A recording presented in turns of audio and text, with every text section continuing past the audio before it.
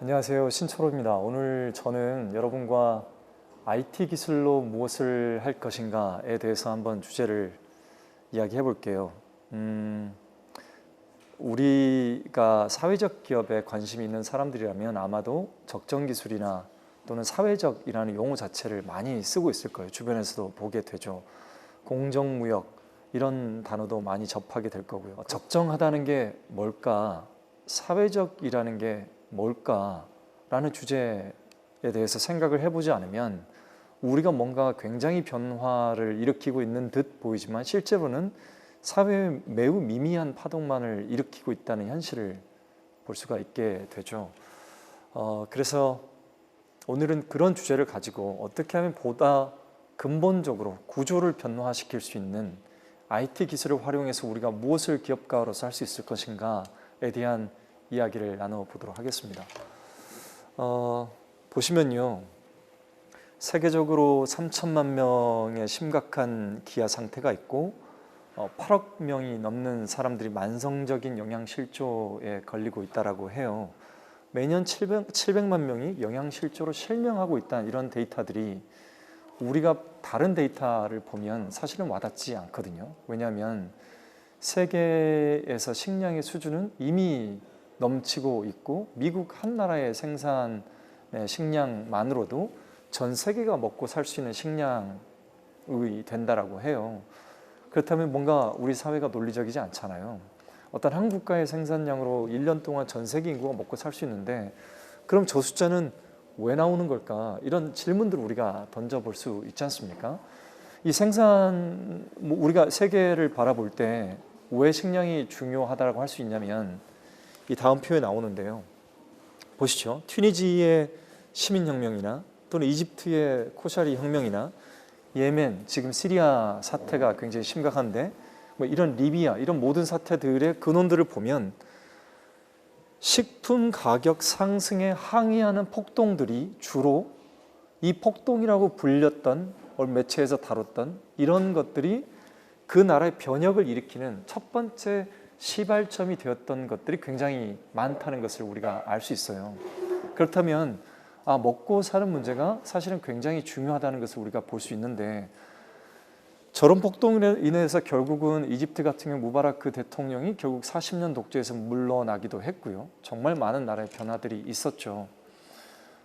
자, 그렇다면 먹고 사는 게 굉장히 시민들에게 중요한 문제이고 식량의 문제가 중요하다는 것까지는 우리가 알겠는데 그러면 그러한 폭동 또는 시민혁명이라고 부를 수 있는 그렇게 시민들의 결집을 이뤄냈던 매체나 기술이 뭐가 있었는가라고 보면 바로 이런 페이스북이나 트위터였다는 것을 우리가 이미 기사를 통해서 알고 있습니다.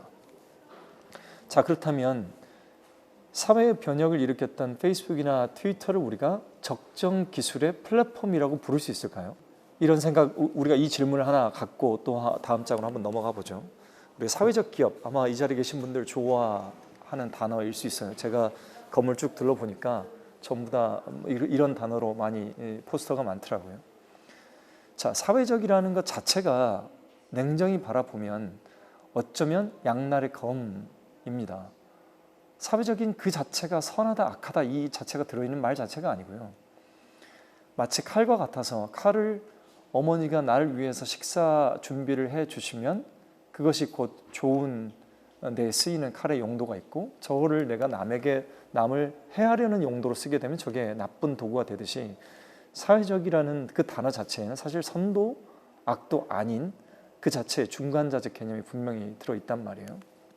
그렇다면 사회적 기업이라는 게 뭘까? 우리가 사회적 기업 인증을 받는다고 할 때 저는 사실 약간 우습다는 생각을 했었습니다. 기업이라는 것 자체가 원래 사회적인 거 아닌가? 창업을 해서 고용을 하고 구성원들과 지분을 나누고 스탁 옵션을 나누고 급여를 통해서 그의 노동에 대해서 보상을 하는 행위 자체가 원래 사회적이지 않았던가? 오히려 기업을 창업한 이후에 주변의 이익을 혼자 다 독식하려고 하거나 또는 혼자서 모든 것을 쥐려고 했던 일부 기업인의 지배체제나 행태가 그것이 불완전했지 원래 기업 자체는 사회적이지 않았던가 그런데 왜 사회적 기업이라는 게 다시 인증을 받아야 하는 것인가? 그렇다면 인증을 받지 않은 기업은 사회적이지 않은 것인가? 라고 질문을 던져볼 수 있는 거잖아요. 우리가 사회적 기업에 대해서는 세 가지 오해들을 갖고 있는 것 같습니다. 첫 번째는 비즈니스 모델에다가 선한 의지를 우리가 담으면 이게 사회적 기업이다라고 생각하는 것 같아요. 예를 들어 낙과가 떨어졌는데 그 낙과를 재배한 농부를 돕기 위해서 우리가 인터넷에서 낙과를 모아서 파는 기업은 선한 기업인가? 라고 질문 드릴 때 우리는 일반적으로 그들이 사회적 기업이요 선한 기업이다라고 생각을 하는 것 같습니다. 그런데 그게 정말 선한 것인가 질문을 던져봤었을 때 과연 누가 100% 확신을 가지고 그 기업이 선하다라고 이야기할 수 있는 것인가? 아닐 수 있다는 거죠. 두 번째 오해는 사회적 기업이니까 혹은 협동조합이니까 저성장을 해도, 즉 낮은 성장을 해도 또는 사회적 가치가 확산되지 않아도 그것이 우리가 사회적으로 용인할 수 있는 수준인 건가? 즉 그 기업이 구성원들이 급여를 제대로 받지 못하거나 심지어 최소임금에도 준하지 못하는 급여를 받고 있을 때 그 기업이 사회적이다는 이유만으로 그것이 올바른 기업인 건가라는 질문들을 충분히 던져야 함에도 불구하고 우리는 나름 NGO에서 일하고 있으면 저급여를 용인하고 있는 문화들이 충분히 있다는 거죠. 세 번째는 제품이나 서비스가 적정한 수준이어도 용인받는 건가? 사회적 기업이라면 예를 들어 낙과라고 해서 썩은 사과를 줬었을 때 썩은 부분이 일정한 부분이 있다면 우리 일반 백화점이나 샀을 때는 그걸 받아들이지 못하겠죠. 근데 사회적 기업 제품이기 때문에 낙과의 썩은 부분이 일정하게 많다라고 해서 우리가 어느 정도 수준까지 받아들일 수 있는 건가?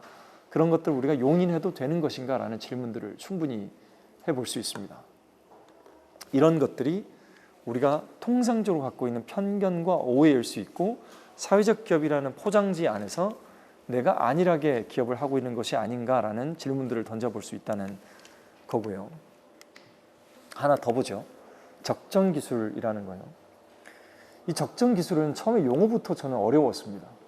appropriate이라는 단어로 표현되는 것 자체가 적어도 영어로 쓸 때는 사실 우리 말로 하면 대충이라고도 또 쓸 수도 있거든요. 적정하다는 게 왜 대충이라는 말로도 대치가 될 수 있냐면 도대체 누구의 기준 속에서 적정하다는 건가에 대한 모호함을 담고 있는 단어이기 때문이죠.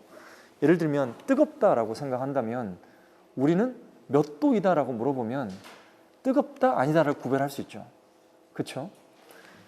자, 뜨거운 커피 조심하세요라고 던졌을 때 어느 정도 뜨거운지는 자기 기준마다 다르죠. 나는 굉장히 무술을 소림새서 연마해서 웬만한 뜨거운 건 서로 뜨겁지 않은 사람도 있을 수도 있고요. 통상적으로 뜨거운 수준도 있는데 도대체 뜨겁다나 또는 멀다나 넓다라고 우리가 얘기를 할 때 어느 정도인 건가라는 질문들을 던지는 게 우리의 일상의 대화이잖아요. 그러면 적정하다는 게 어느 정도 적정해야 그 나라의 특수성에 맞는 적정함을 우리가 대변해 줄 수 있는 걸까요?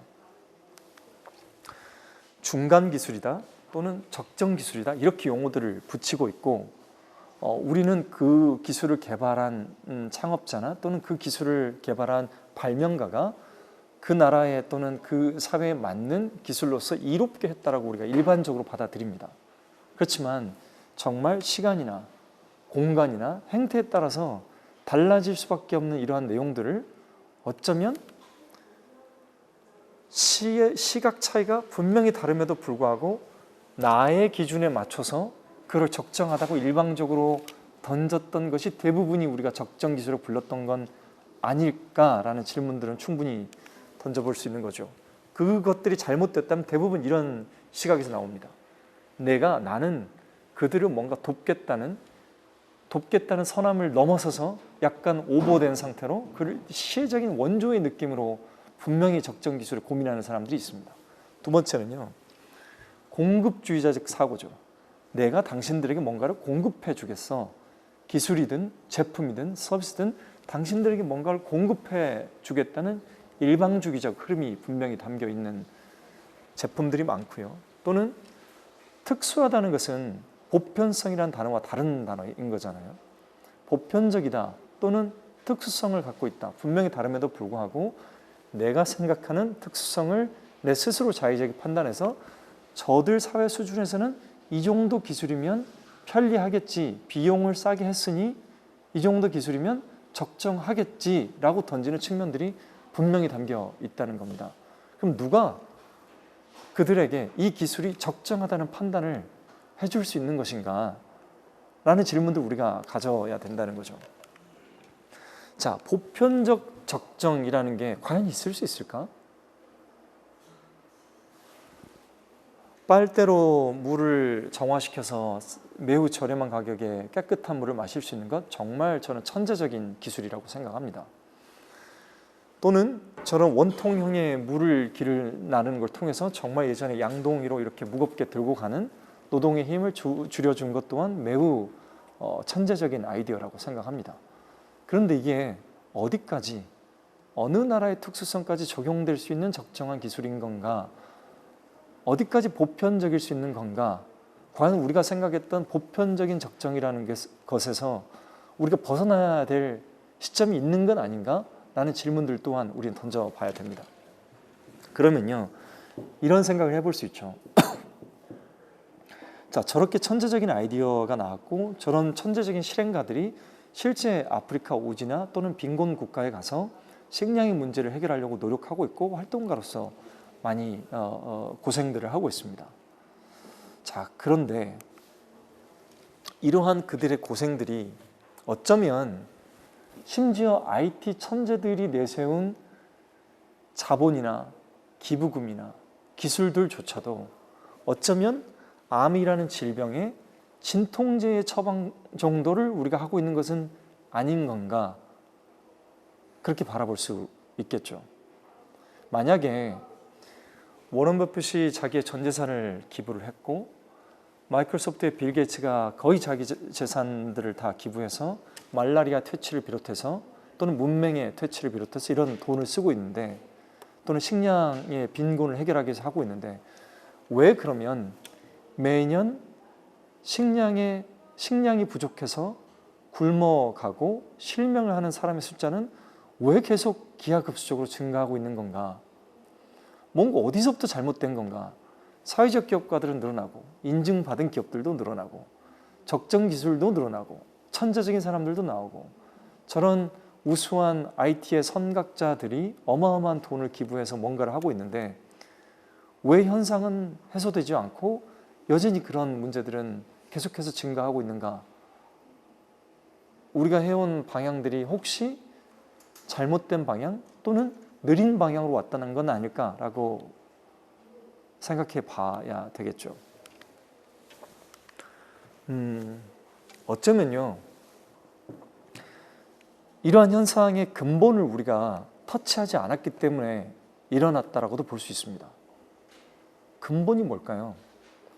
자, 여기에 지금 물이 없어서, 깨끗한 물이 없어서 질병에 허덕이는 아이들이 10만 명 있다라고 치죠. 그 아이들에게 지금 가장 절실한 것은 물 그 자체입니다. 깨끗한 물을 줘야죠. 그렇죠? 그런데 뭐 한 달, 1년, 5년, 자, 그렇게 해서 계속해서 공급해 준다라고 치죠. 그게 근본이 아니라는 것을 우리가 쉽게 알 수가 있습니다. 그렇죠? 그래서 많은 기업들이 우물 파기 운동을 했습니다. 우물 만들어주기 운동을 했죠. 근데 우물 만들어 준 이후에 그 우물이 다시금 막히는 사례들을 수없이 보고 있습니다. 즉 단순히 뭔가 원조의 성격의 뭔가 기술의 제공으로는 근본적인 문제가 풀리지 않는다는 것을 알아왔습니다. 그래서 많은 기업들은 그들이 직접 사회적 기업을 만들거나 단체를 만들고 또는 그 현장에서 활동하는 NGO들의 성격들의 심사에서 원조금을 줌으로써 그 문제를 풀려고도 노력했습니다. 우리나라 아름다운 재단도 그렇게 활동을 하고 있죠. 도대체 뭐 때문에 이렇게 많은 사회를 위해서 일하는 사람들과 기업들이 활동하고 많은 예산을 쏟아부었음에도 불구하고 오히려 더 악화되는 측면들이 더 많은 걸까? 도대체 근본 이유는 뭘까? 혹시 그것이 우리가 껍질에서만 활동을 하고 있고 그 알맹이를 파고들었지 않았기 때문에 이 문제가 풀리지 않고 있는 건 아닐까? 알맹이를 해결한다는 건 뭘까? 그 숙주를 제거를 해보자. 이러한 문제들을 일으키는, 식량은 넘쳐나는데 왜 빈곤에 시달리는 사람은 많고 있다면 결국 뭔가 숙주는 있을 거잖아요. 우리가 상식적으로 본다면 식량이 없어서 빈곤에 시달릴 수는 있어요. 기아에 허덕일 수는 있고요. 근데 식량이 남는데 이게 풀리지 않고 있는 건 말이 안 맞는 거잖아요. 그럼 뭔가 문제점도 있을 거잖아요. 그 식량을 누군가 가로채는 조직이나 세력이나 개인이나 이런 집단들이 있거나, 또는 수없이 기부가 돼도 뭔가 이것들이 사라지는 어딘가에 있기 때문에 이 문제가 지속되는 걸 거 아니에요. 그렇다면 우리가 한 명의 사회적 기업가로서 활동을 할 때 하나하나의 개별적인 껍질적인 단계에서 문제를, 급한 것들을 풀 수 있는 것도 충분히 가치가 있는데, 누군가는 저 알맹이를 파고들어서 알맹이를 없애는, 그 근본적인 원인을 없애는 일도 누군가는 해야 될 거잖아요. 그럼 그것의 첫 번째가 알맹이가, 근본적인 원인이 뭔지를 우리가 파악을 해야 될 거지 않습니까? 자, 원조보다는 개혁과 그 나라에 살고 있는, 그 시민사회에 살고 있는 그들이 연대할 수 있는, 혁명을 일으킬 수 있는 네트워크를 제공해 주는 게 첫 번째가 될 거고요. 두 번째는요, 단순한 기술보다는 구조를 어떻게 바꿔낼 건가. 우리가 뭔가 행위를 했었을 때 그 사회의 구조나 그 시민사회의 집단의 구조가 어떻게 바뀌게 할 건가를 우리는 제공을 해 줘야 될 거고요. 세 번째는요, 단순한 제품을 제공해 주고 우리 스스로 우리는 좋은 기술을 줘서 깨끗한 물을 해결해 줬지라는 기쁨은 충분히 보람 있는 기쁨이지만, 우리가 가서 뭔가 제품으로서 해결해 주는 것보다는 지속적인 그 지역의 리더를 양성해 줌으로써 우물이 막혔을 때 그들이 동료들을 끌어내서 우물을 다시 파내고 동작을 하게 하고, 그 기술을 갖고 와서 내가 그 집단의 사람들이 그 기술로 그것들을 실제적으로 만들어내게 하는 리더 집단을 만들어내는 게 우선이라는 것을 우리는 손쉽게 짐작할 수 있게 됩니다.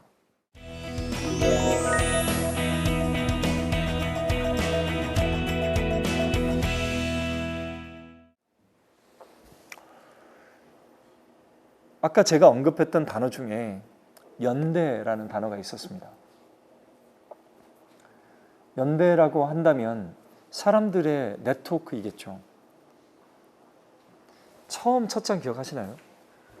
튀니지, 시리아, 예멘, 이집트, 이런 나라들이 성공을 했었던 이유는, 즉 일시적인 혁명을 성공했었던 이유는 페이스북이나 트위터라는 플랫폼 속에서 일어난 사람들의 연대가 있었기 때문에 가능했었습니다.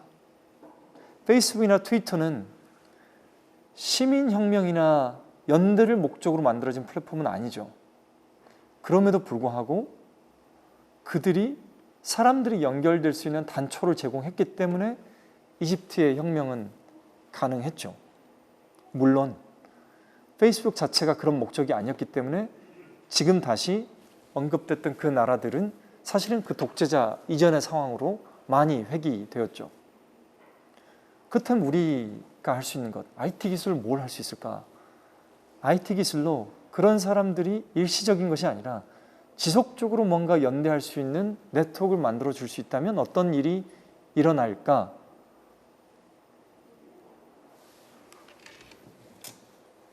그걸 우리는 네트워크 이펙트라고 부릅니다. 실제 IT 기업에서도 일반적인 사회적 기업에서도 우리가 가장 마케팅적으로 신경 써야 될 것은 네트워크 이펙트죠. 일반적인 IT 기업으로 본다면요, 아마 아까 창업을 했다고 하셨으니까 우리가 모바일 기업을 만들었든 어떤 오프라인 기업을 만들었든 내가 끊임없이 신규 고객을 찾아 나서는 것보다 한 번 만들어진 고객이 재진 고객, 재고객을 만들어지는 비율이 높을수록 기업의 성장 속도는 빨라질 수밖에 없습니다. 그렇겠죠? 왜? 이미 내가 첫 고객을 설득하는 것은 홍보가 되지만 고객이 고객을 설득하는 것은 정보가 되기 때문에 그렇죠. 이거 먹어봐. 너무 좋아. 정말 맛있고 몸에 좋은데 가격은 이렇대.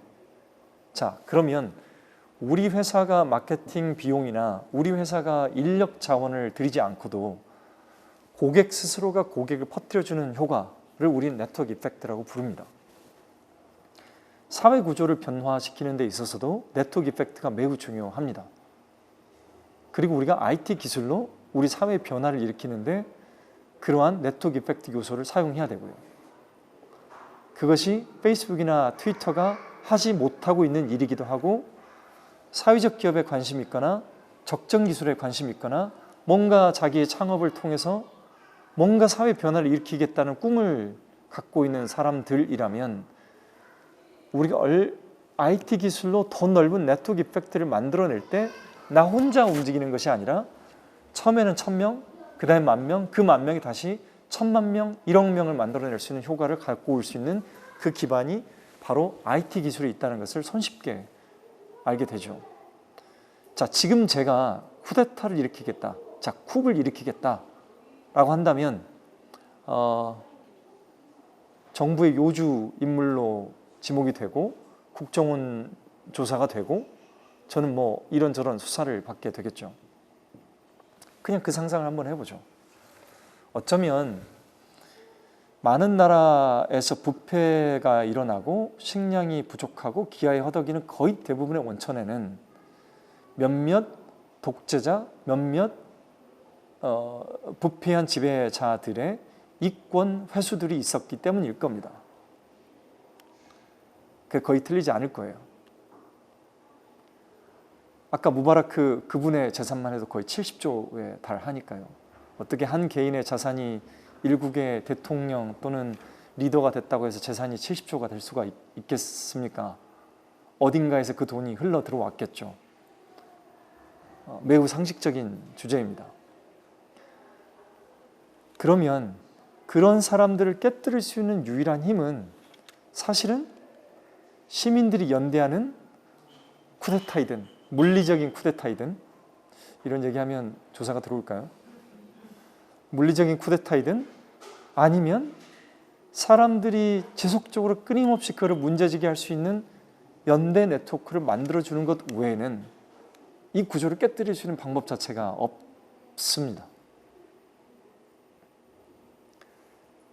그리고 그러한 근본적인 문제, 근본적인 숙주를 제거하지 않는 한 우리가 아무리 사회적 기업을 하고 적정 기술을 한다고 발버둥 쳐도 사실은 거의 제자리거나 악화되는 상황들을 맞이하게 되겠죠. 그러면 저는 이렇게 생각하겠죠. 나중에 저는 그 일에 평생을 바쳤는데 그런 결과는 무엇인가? 내가 평생을 바친 일로 인해서 내가 얻은 결론은 무엇이었을까라고 질문을 던진다면 허무함이 남게 되겠죠. 독재자들이 대중을 분열시키는 이유들이 있습니다. 이거 읽어보면 여러분이 아마 정치학이나 역사에 대해서 관심이 있었다면 매우 손쉽게 알고 있었을 내용들을 정말? 이라는 주제로 끌어낼 수 있습니다. 5.18 광주 사태라고 부르는 사람도 있고요. 5.18 광주 민주화 운동이라고 부르는 사람도 있습니다. 그리고 지금은 한국 사회 보편적으로 광주 사태라고 부르는 사람은 손가락질을 받게 되죠. 현재는 보편성이 그렇게 되어 있습니다. 광주 민주화 운동이라고 부르는 것이 불과 20년 전만 해도 그렇게 부르면 끌려가는 시대였다가 지금은 그렇게 불러야 올바른 역사인식을 갖고 있다라고 우리는 이야기하고 있습니다. 근데 그 과정이 왜 그렇게 지난한 시간들을 보내왔느냐, 도대체 왜 광주 민주화 운동이라고 부르는 것 자체가 그렇게 오래 걸렸느냐, 그 이유가 바로 여기 있습니다.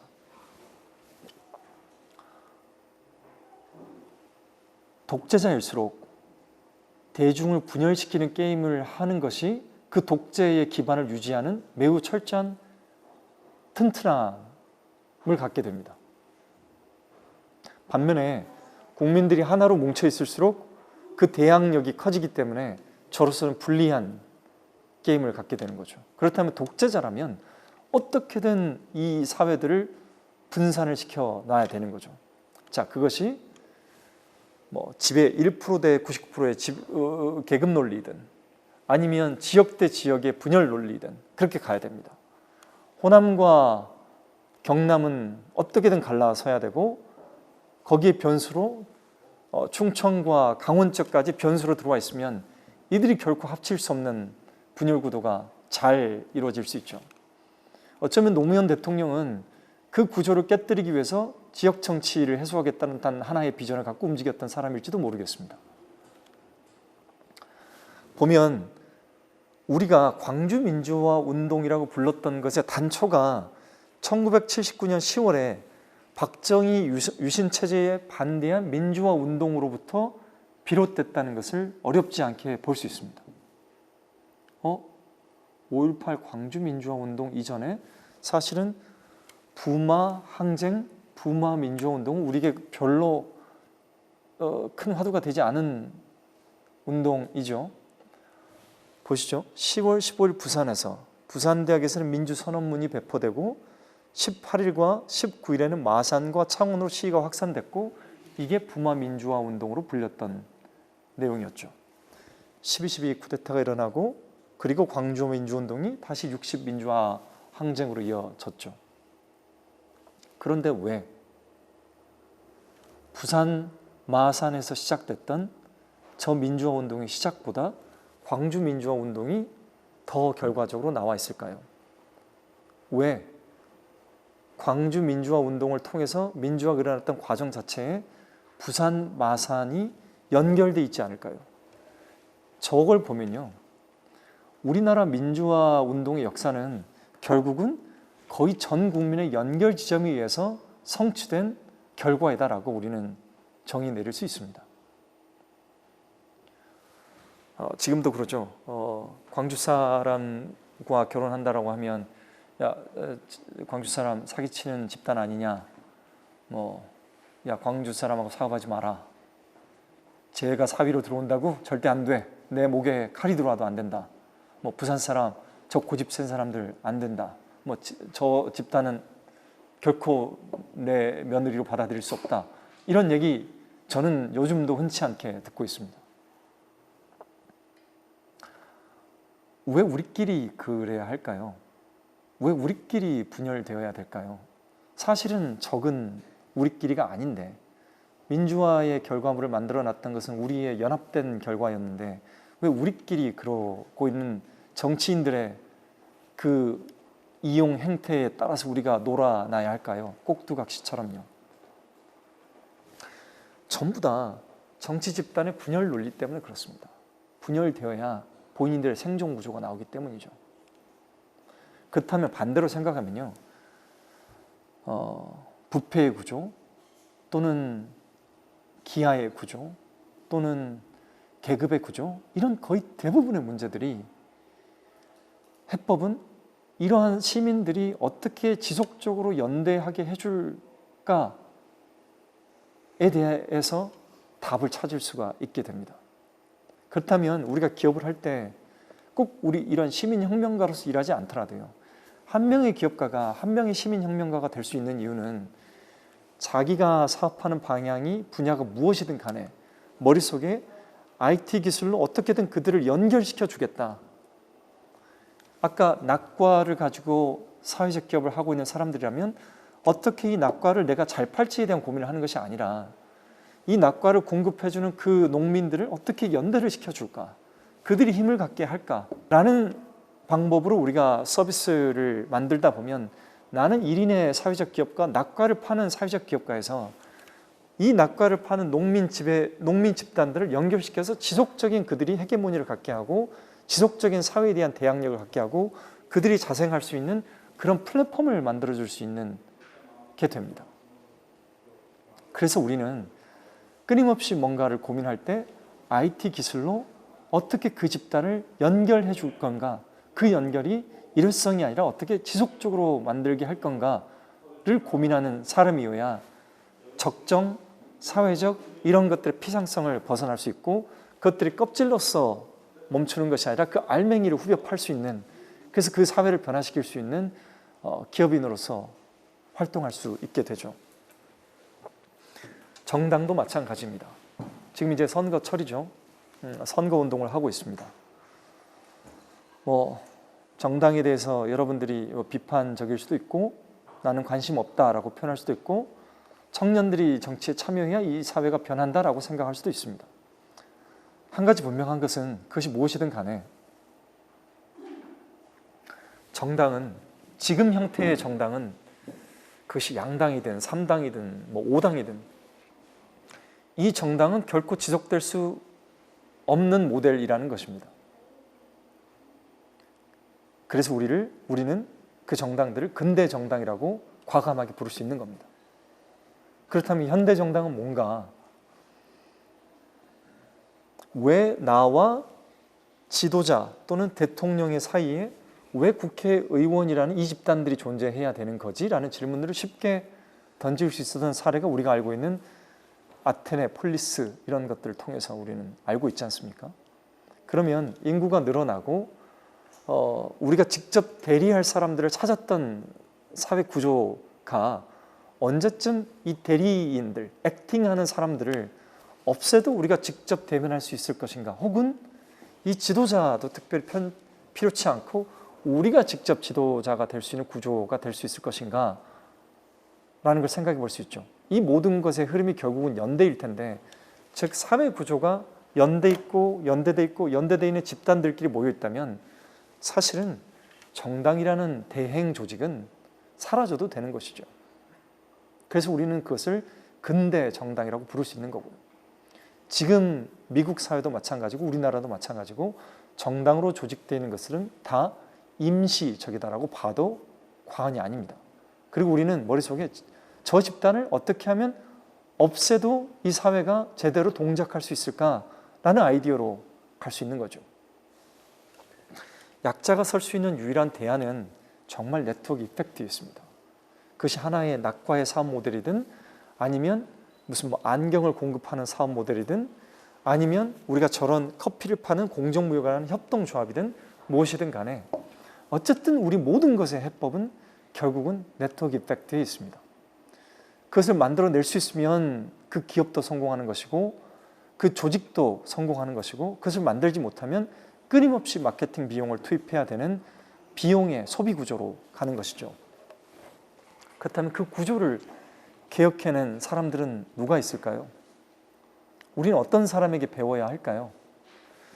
왼쪽은 MIT 교수였던 네그로폰테 교수가 One Laptop per Child라는 OLPC 운동을 하면서 결국은 저러한 PC나 이러한 정보체계에 접근하지 못하는 것 때문에 사회적 약자가 근본적으로 생길 수밖에 없다. 그렇다면 모든 빈곤 국가에 아이들이 하나의 랩탑을 가질 수 있게 한다면 정보 격차에서 벗어날 수 있게 해줄 것이고, 그렇게 한다면 결과적으로 사회구조가 바뀔 수 있는 근본 원천이 될 수 있다라는 생각으로 했던 네그로폰테 교수가 $100 PC 운동이었죠. 두 번째요, 아마 그라민 재단은 들어보셨을 거죠. 네, 유누스 총재가 갖고 있는 시행해 왔던 대출 체계도 화려했습니다만 그가 했던 그라민 폰, 제가 방글라데시 공항에 처음 내려서 봤던 광고가 그라민 폰 광고였는데요. 결국은 얼마만큼 저가에 유지비도 적게 들고 통신비도 적게 되는 이 폰을 사람들이 갖게 해줌으로써 사람들이 정보의 격차에 해소되고 그들이 모든 교육의 체계에서 이 모바일을 통해서 접근할 수 있는 그 접근성을 높여주겠다는 운동이 바로 그라민 폰이었죠. 그렇다면 우리가 이렇게 생각해 볼 수 있죠. 단순히 $100 PC를 판매하는 것이 아니라 $100 PC를 판매함으로써 그 이면에 사람들을 어떻게 연결해 줄 건가에 대한 그들의 고민이 담겨 있다는 것을 들여다 볼 수 있죠. 그렇다면 우리가 만들고 있는 적정 기술이나 사회적 기업도 저런 고민 속에서 움직이는 것이 결국은 알맹이를 파헤쳐가는 방법이다라고 우리가 얘기할 수 있겠습니다.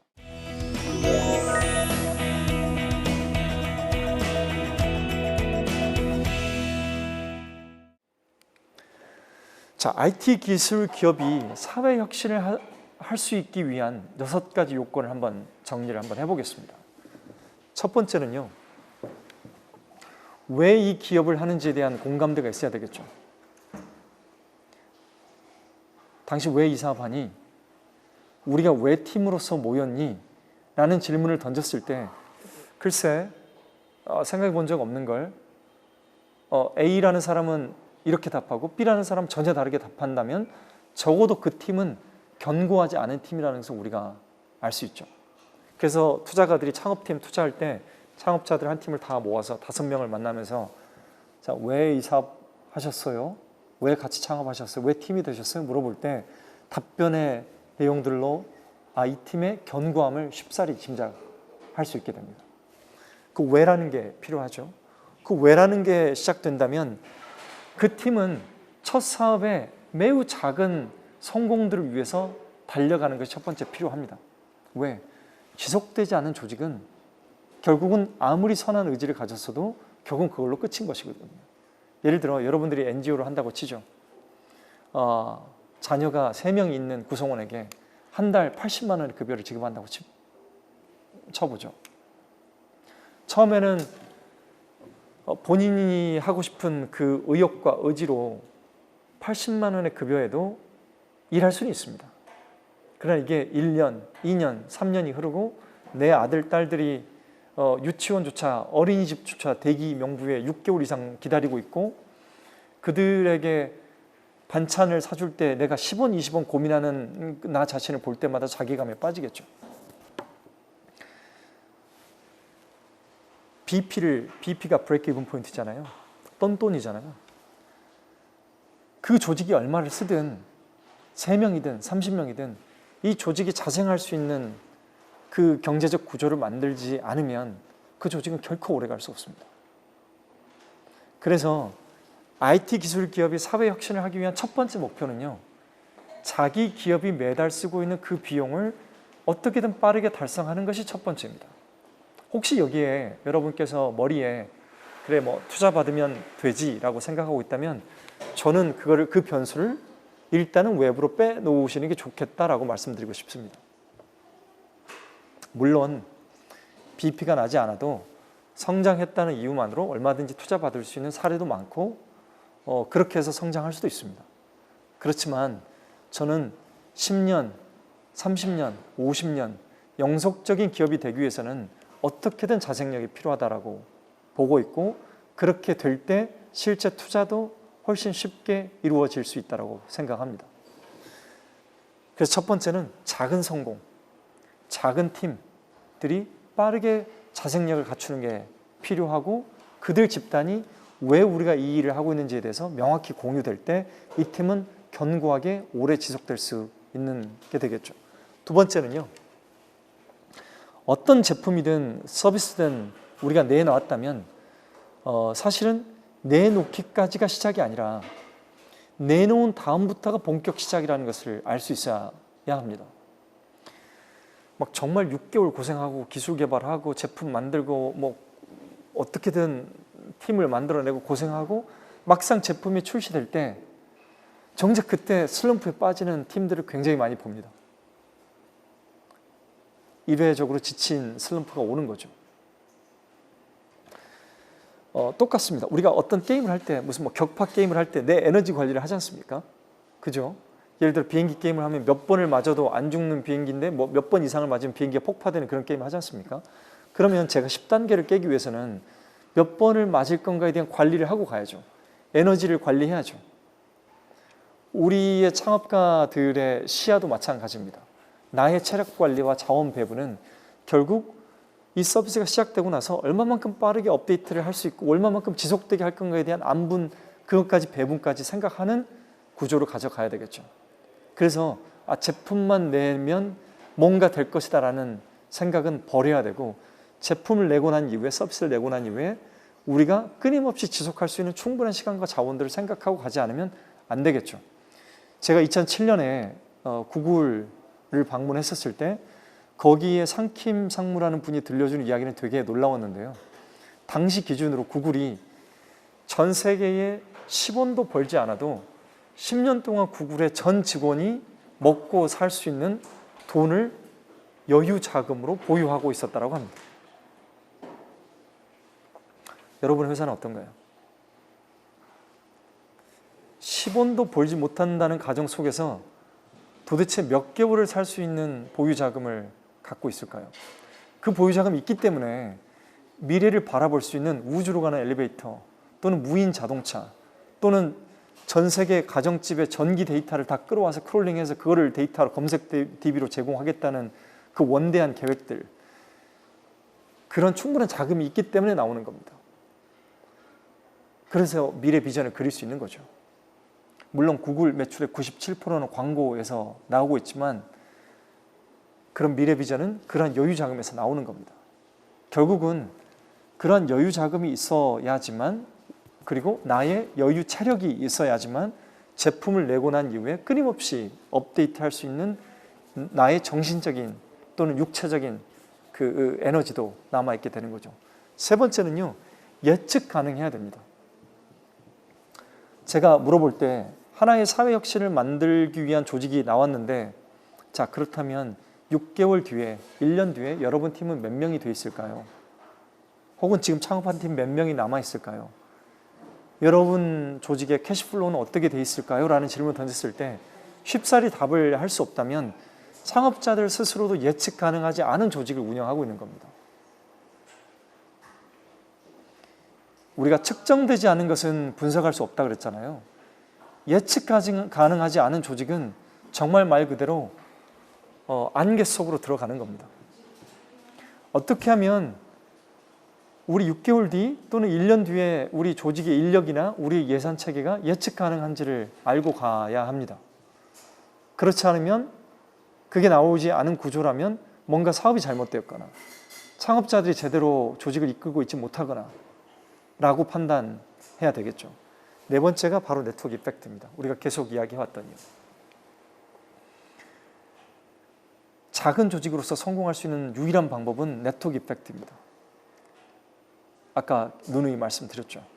우리는 계속해서 신규 고객을 찾기 위해서 마케팅 비용이나 예산을 쓰는 조직으로서 승부를 볼 수가 없습니다. 배달의 민족 김봉진 대표가 광고를 그렇게 해서 돈 쓰고 있지 않습니까?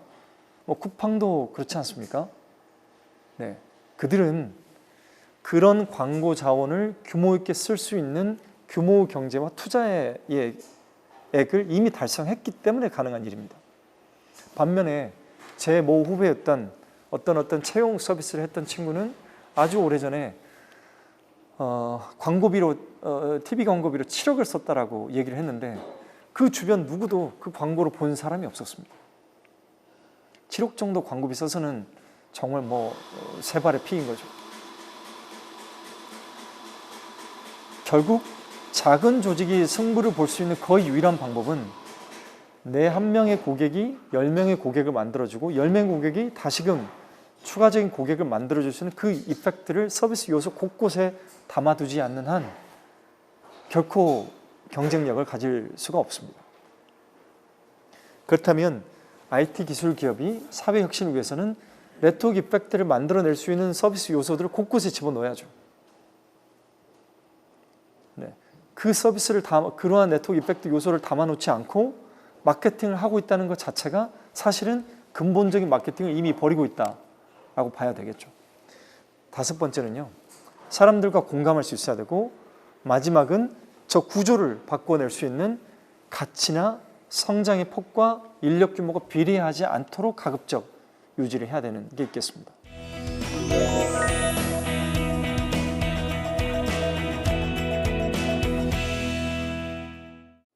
결국적으로 보면 이 장에 많은 얘기를 했습니다만 네트워크 이펙트를 만들어내서 왜라는 공감대 속에서 네트워크 이펙트를 만들어내고 그것이 내가 타겟팅하고 있는 그 서비스 마켓의 구조를 바꿀 수 있을 때 내가 뭔가 의미 있는 사회 변화이든 혁신이든 할 수 있다라고 정의를 할 수 있겠습니다.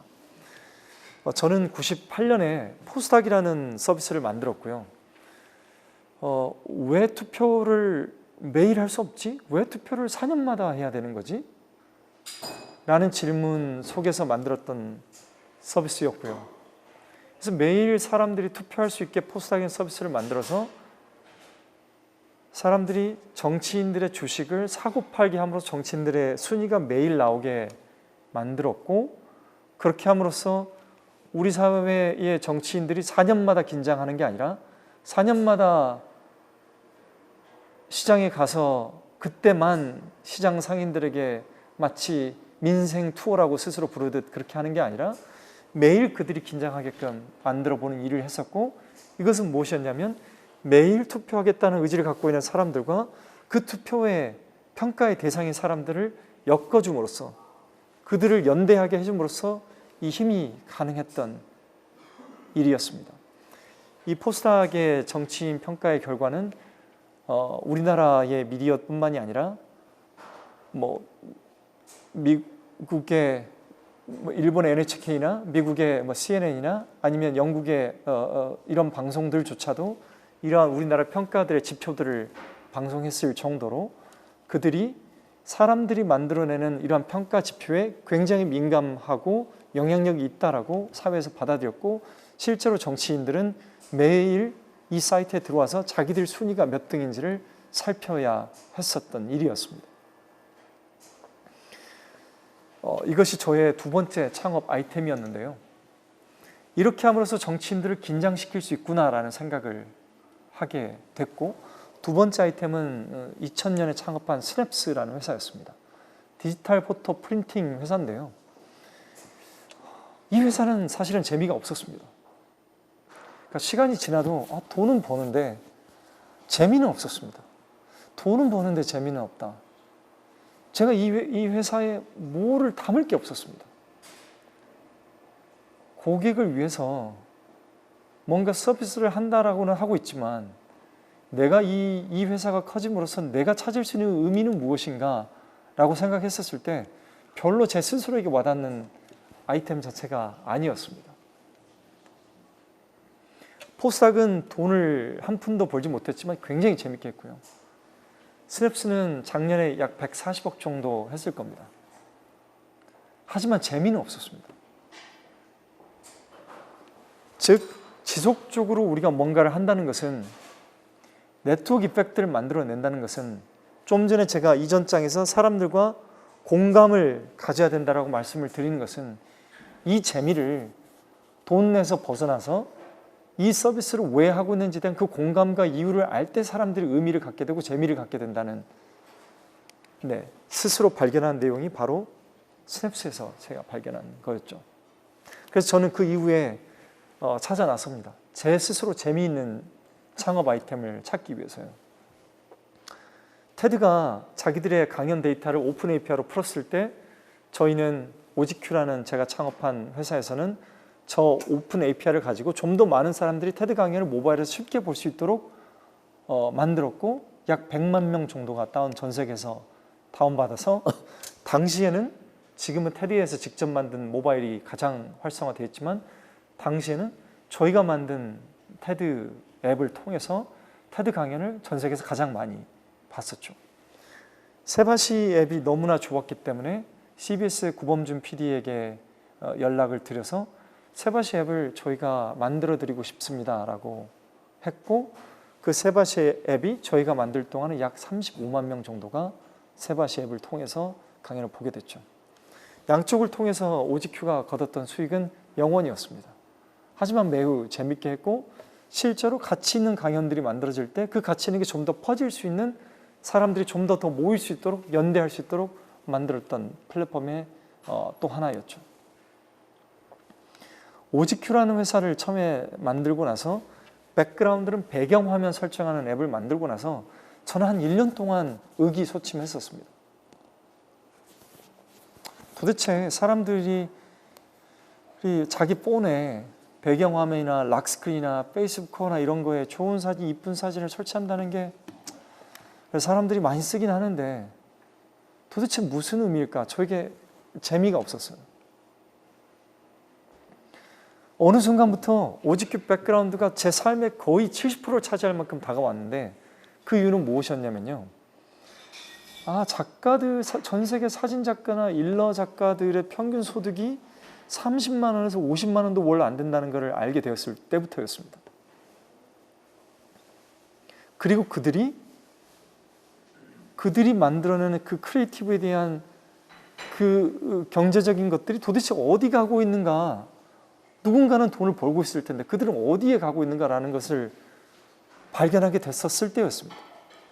getImage.com, 셔터스탁, 이런 이미지 플랫폼 거래 사이트들이 전 세계 사진 작가들을 모아서 수익을 배분하고 있긴 한데 작가들에게 돌아가는 수익이 30이거나 40이거나 정말 유명한 사진 작가여야지만 50대 50으로 배분하는 구조였습니다.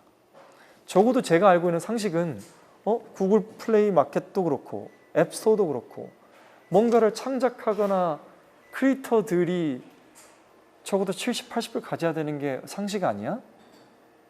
이랬었는데 이 이미지 시장은 반대였던 거죠.